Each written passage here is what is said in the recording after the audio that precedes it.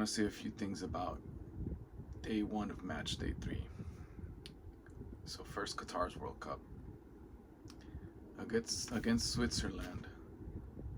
They had very bad one 1v1 defending.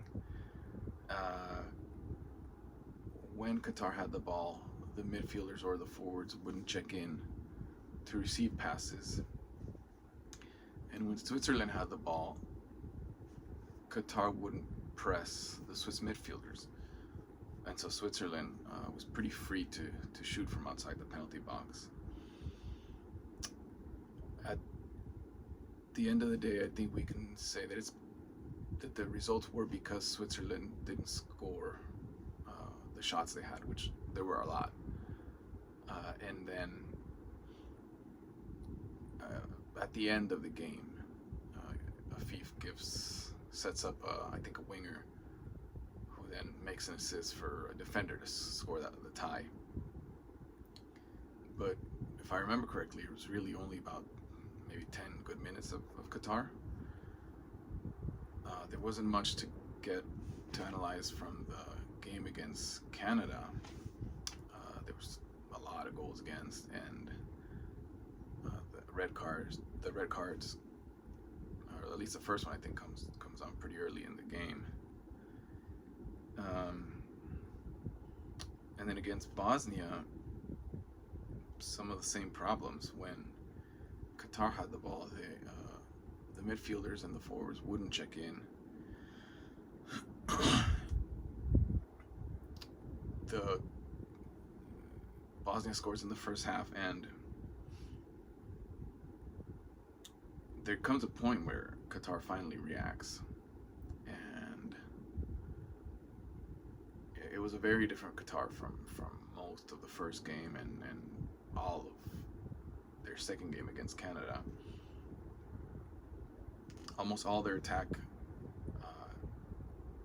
involved Akram Afif, and it's strange because whenever anybody else had the ball, same thing. The midfielders and the forwards don't check in, so it would force the defenders to try long balls, and then they would lose the ball. And then Afif gets the ball, and the whole team gets inspired, and everybody starts to move around.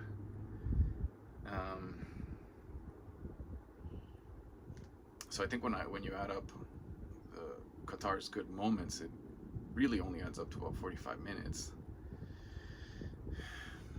Maybe it's unfair to expect more. I don't know. It definitely is a better performance than their 2022 World Cup, and it helps a lot that they get that 1 point in the first game, which gives the fans hope coming into the last game.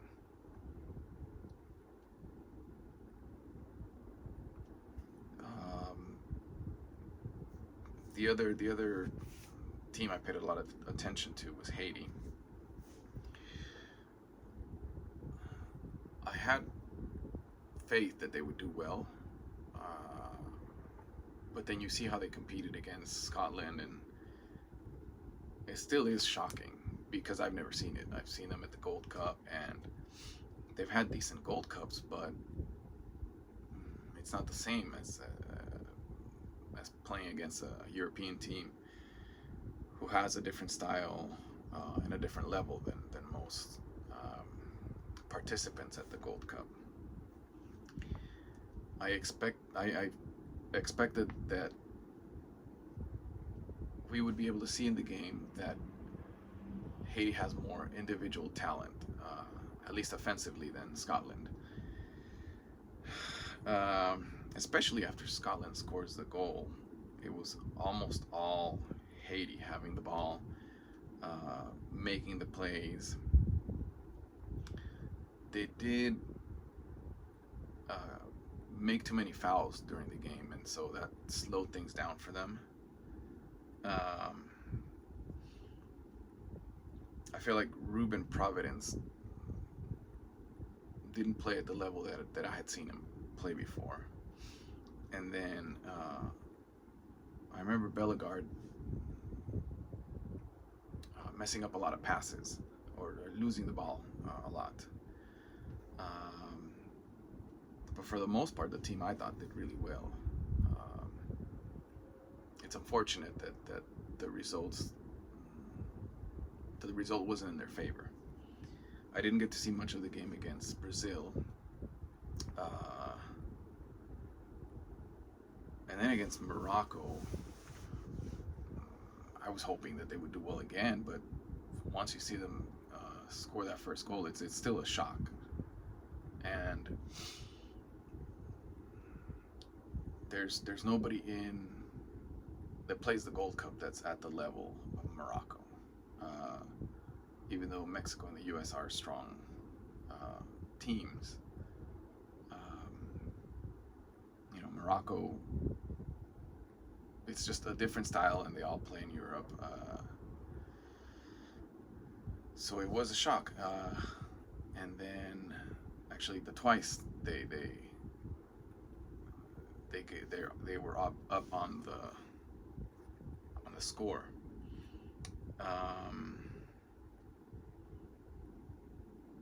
Unfortunately, because they came into the last game and eliminated, they don't give you that hope that they'll be able to get through the group stages. But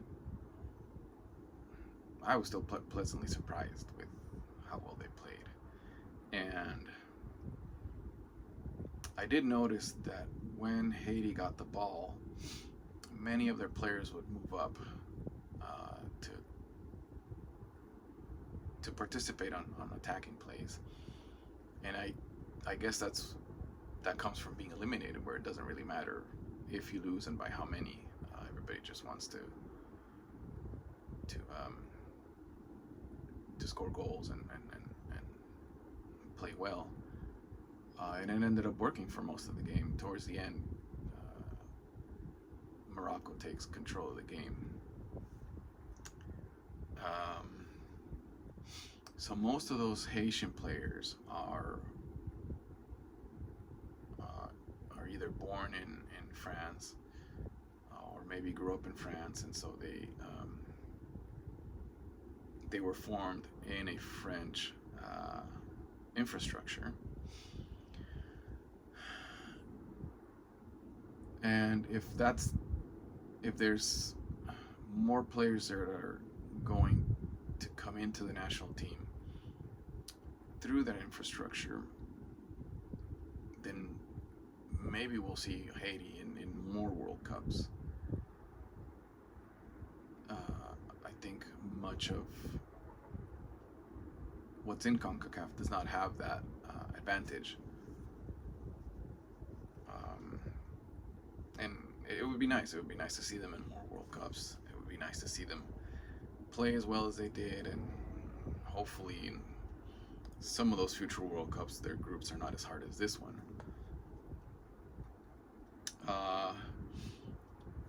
This performance was very similar to the women's Haitian national team in the 2023 World Cup, where I don't think they get any points in that World Cup, but they still give everybody a run for their money. And I enjoyed it a lot. I enjoyed watching them play like that because, again, seeing them in the Gold Cup is not the same. The opponents are much, much tougher. The other one I paid attention to was South Africa. So in the opening match against Mexico, it didn't make any sense why. I'm gonna try and pronounce these names. Relebohile Mofokeng and Oswin Apolis were not starters. I was more familiar with Mofokeng. I had seen him in some of the qualifier games and some of the AFCON games, and he's really fast. He's very offensive, and he doesn't come in until the second half against Czechia, and then against Korea he plays the whole game. And really, that seems to be the best moments for South Africa when those two players are in. they tie against Czechia towards the end of the game. And against against Korea, I was watching two games, so it was hard to pay full attention to either of the games. But I did notice that South Africa used a lot of speed in their attacks, which is what I had seen from them before.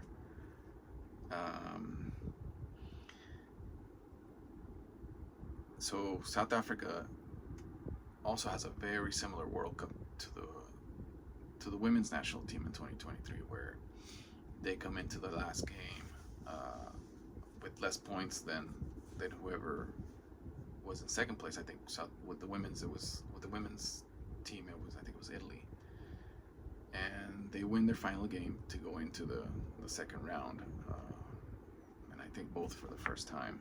Well, I know the men's for the first time, but I think the women's, that was their first time as well. Next up for them is Canada, and I think it should be a relatively even game, even though Canada's in a little bit better shape. I do think South Africa has enough to compete against them.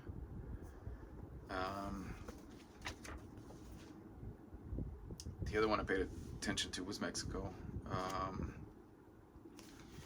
It's really important in a short tournament the way they started off with a lot of questions. Everybody seemed to be wondering why they didn't score more against South Africa, and their game against Korea was really dull. Not a lot of offense. They end up finding that goal, and it gives them the victory. But this last game was definitely their peak in comparison to those two games, and that's really important because it gives them a confidence boost. I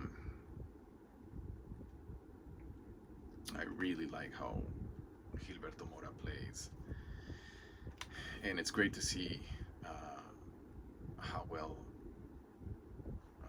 Julian Quiñones is doing. His best game was the first one, but he's had some good performances in all three of them. So this is the first time they get 9 points, and then they'll play a third place team. Everything seems to be lining up so that if they do win that against that third place team, they would face England. A lot has to happen first, but I've been excited about that game as soon as I understood that it might happen. I think that the Mexico that we saw against Czechia can compete against England. I don't know that previous versions of their performances would have been able to do that, but with this last performance, there's much more confidence. England would still be the favorite. Again, a lot has to happen for that game to come. But I think that's the hope for everybody is winning against England. Could be Croatia, or it could be most likely England. I think that's it. Thank you.